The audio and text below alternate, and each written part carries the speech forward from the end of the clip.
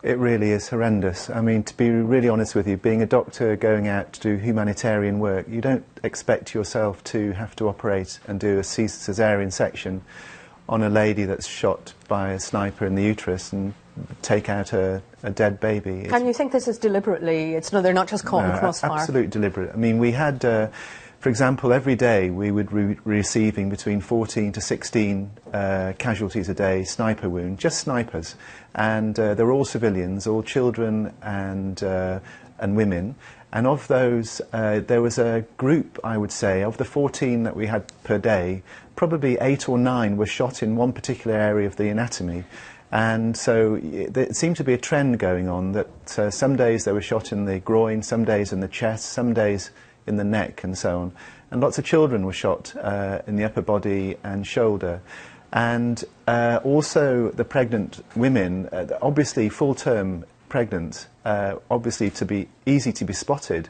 And these were shot in the abdomen, through the uterus, and to operate on those patients was, for a doctor, one of the most distressing things you could ever possibly do. And the baby's dying? Well, you know, the mothers were hemorrhaging, so by the time the lady came into the operating theatre, she was shocked. By the time you'd made the incision, by the time you'd spotted where the gunshot had entered, by the time you'd got the uterus out and done the caesarean section, very rarely did any babies survive. And the mothers? Some mothers died and some mothers lived. It was just one of those things.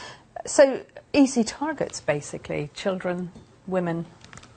Well, it's happening every day, and I worked in a city in the north of Syria, one of the biggest cities, and I was there for 5 weeks.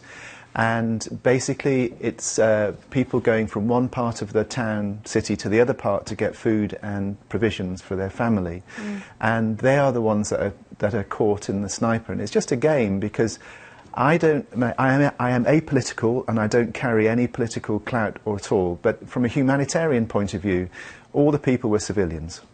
Who are these snipers? Which side? Well, again, I didn't really know. I don't really know, but I would imagine, and I was told many times that it was from the regime side, so presumably it's from the Assad government. But very, very briefly, you've worked in war zones for over 20 years. How does this compare?